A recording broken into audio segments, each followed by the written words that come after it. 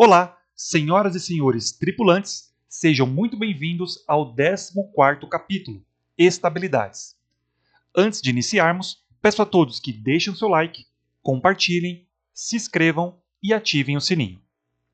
Em estabilidades, vamos verificar o que é estabilidade, quais são os tipos de equilíbrio e quais são os tipos de estabilidade.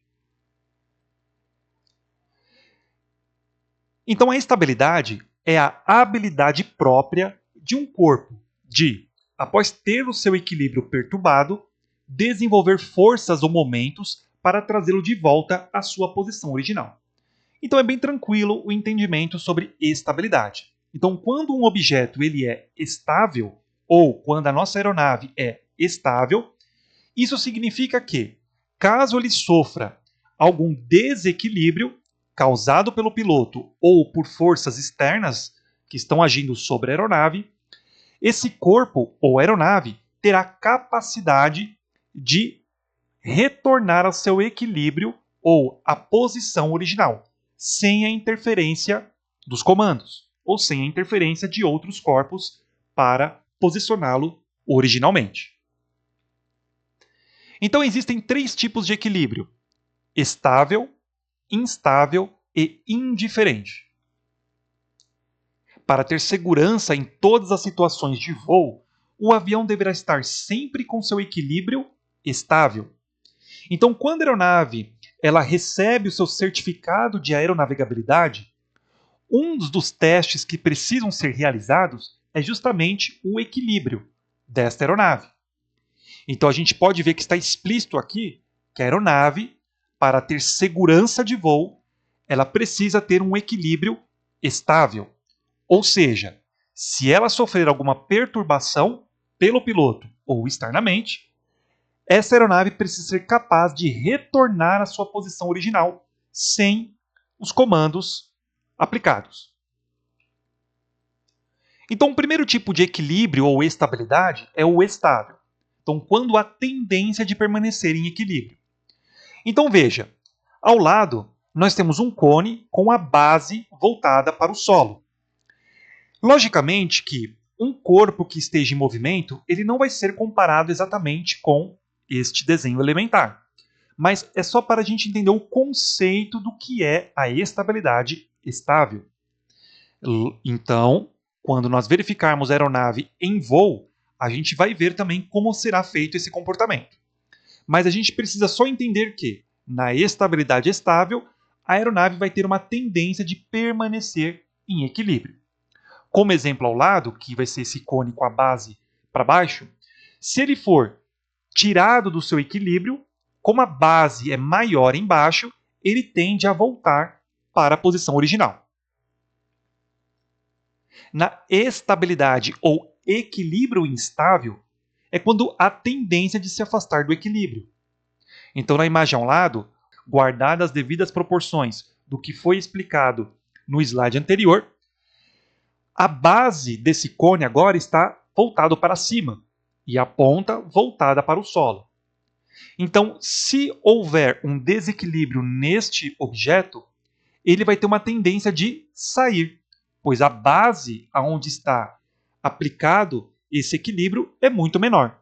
E aí a tendência é esse cone sair da sua posição original. Por isso que ele tem essa tendência de se afastar cada vez mais do equilíbrio. E por último, equilíbrio ou estabilidade indiferente ou neutra.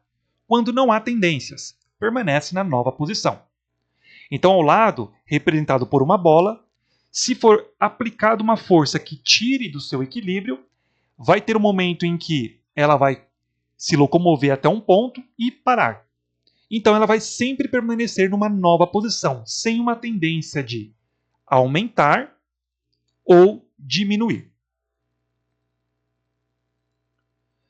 O primeiro tipo, voltado para a aeronave, é a estabilidade longitudinal. Então a gente precisa entender, primeiramente, o que vimos nos capítulos anteriores sobre eixos imaginários e estabilidade, que é um pouco diferente. Então nós temos os 3 eixos imaginários que estão situados no mesmo ponto, centro de gravidade. Então nós teremos o eixo longitudinal, o eixo vertical e o eixo lateral ou transversal. Então, a gente observando aqui na estabilidade longitudinal, vai ser o quanto essa aeronave é estável longitudinalmente sobre o eixo lateral. Então, quais são os movimentos que podem ser realizados sobre o eixo lateral ou transversal? Arfagem ou tangagem. Então, o quanto essa aeronave será estável, cabrando ou picando, ou seja, subindo ou descendo, que é permitido fazer sobre o eixo lateral ou transversal. Se este avião receber uma rajada de vento que levante o nariz sem que o piloto atue nos comandos de voo, o avião voltará à posição inicial. O estabilizador horizontal é o responsável pela estabilidade longitudinal. Então a gente verificou bem no começo dos capítulos de CGA por que existe o estabilizador longitudinal. Se vocês retornarem para aquele capítulo, vocês vão ver que ele sempre vai se opor ao movimento de subir ou descer. Então, mesmo que o piloto ele aplique força no profundor ou a aeronave passando em uma área de turbulência, o estabilizador longitudinal vai aplicar essa estabilidade longitudinal sobre o eixo lateral. E aí vai sempre se opor a esse movimento indesejável que possa acontecer. O outro tipo de estabilidade é a lateral. Então, a lateral vai ser sobre o eixo longitudinal. Então, quais são os movimentos realizados sobre o eixo longitudinal? Vai ser bancagem, rolamento, inclinação lateral. Então, fazendo os movimentos da asa através do aileron. E aí é permitido somente sobre o eixo longitudinal. Então, quanto essa aeronave vai ser estável lateralmente, girando para a direita ou para a esquerda. Se um avião recebe uma rajada de vento que levante uma das asas, a tendência do avião é de voltar à posição original sem que se atue nos comandos. Responsáveis por esta estabilidade são os ângulos diedro e enflechamento da asa do avião. Agora surgem novos tipos de ângulos, a qual a gente não viu anteriormente, só que esses ângulos eles vão estar voltados diretamente para essa estabilidade lateral. Então, lá na estabilidade longitudinal, vai ser o estabilizador longitudinal. Na estabilidade lateral, teremos o diedro e o enflechamento da asa do avião. Então, primeiramente, nós temos o diedro. Então, o diedro é o ângulo formado entre o plano da asa e o eixo transversal ou lateral do avião. Então, vendo a imagem, podemos ver 3 tipos de ângulo. Nós temos o ângulo de diedro positivo.